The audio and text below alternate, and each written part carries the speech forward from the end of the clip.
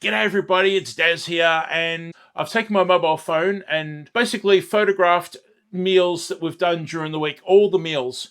Now, it's very real, there's no planning. I never told my wife about it, so when she planned the menu for the week or for the month, she's just done it as she normally does. So there's nothing set up, there's no parsley garnishes, sprinkles of chives, or anything like that. Pretty much you'll see what we eat and how we eat it. Now, I've taken photos only on the mobile phone because I was trying to be a bit inconspicuous. I didn't want my wife knowing I was actually recording something for a video. I was just saying that I was doing it to show some friends. Anyway, enough talking. Let's get into it. Banh Mi. Banh Mi is a popular sandwich in Vietnam that combines a French baguette with fillings like grilled meats and pickled vegetables, fresh herbs, chili. It's absolutely delicious, and it's hugely popular in Australia.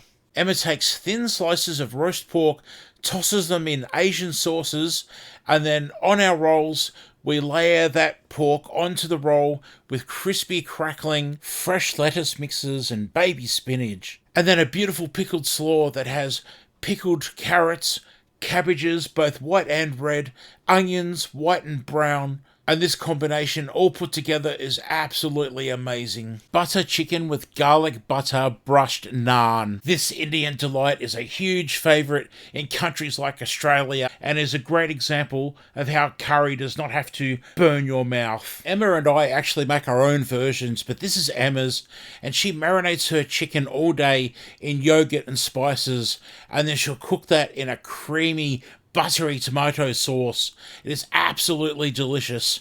Then she makes her own naan from scratch, then gently pan fries those in a pan, and when they come out piping hot, she brushes them down with garlic butter. It is absolutely delicious and a great side dish. Then we simply serve it on basmati rice, cooked in the rice cooker, and we are set for the night. Swedish meatballs with gravy. Thanks to Swedish meatballs and gravy being served in IKEA stores around Australia, it's becoming more popular. Emma makes her meatballs according to the Swedish recipe, grills them off and finishes them off in the oven, makes her gravy again according to the Swedish recipes, and then she serves it up with some beautiful sides, including her own macaroni cheese, and that has an optional sprinkling of crispy bacon. She'll put veggies on as well, because we love our veggies.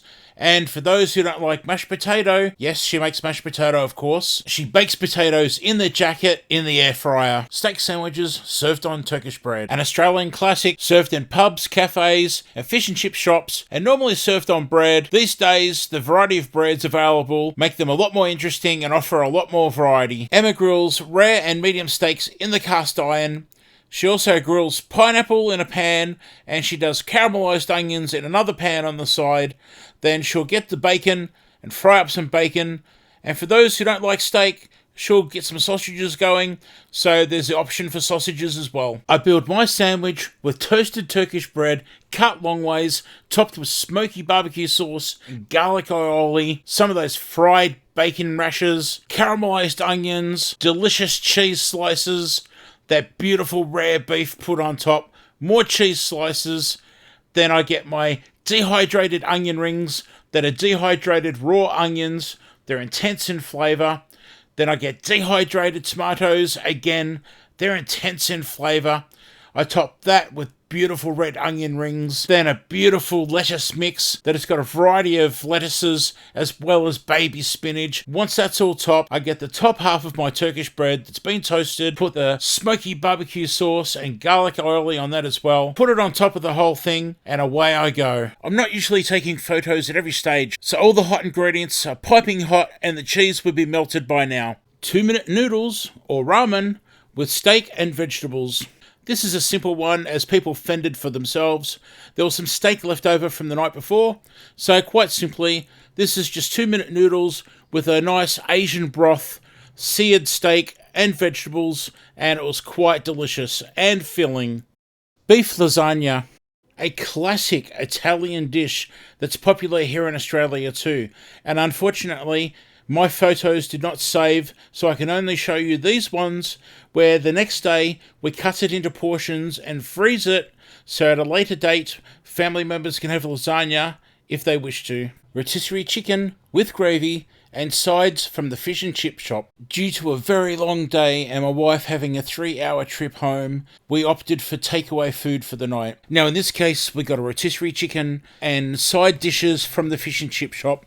And for my friends overseas, I'll explain the items from the fish and chip shop. So we've got hot chips, not fries, with chicken salt, and we've got potato cakes with chicken salt. Now potato cakes are also called potato scallops in other states in Australia, and there's quite fun debate between states as to what they're actually called. Now chicken salt is an amazing invention from the 1970s. It was actually made to season rotisserie chickens, but people discovered that if you sprinkle it on hot chips and potato cakes, for instance, the taste is amazing, and it's hugely popular. We also have dim sims, not dim sum, dim sims.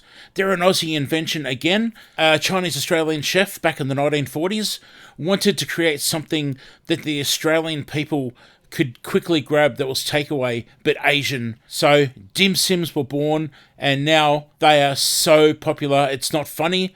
You can either eat them steamed or fried, and yep, we got our dim sims, or dimmies as people call them. We also made some hot gravy because a lot of the kids prefer to have gravy on their chips rather than ketchup or tomato sauce. And some of us made chicken rolls with the chicken later. In my case, I love a bit of gravy on my chicken rolls. Some of us just love cheese and gravy together.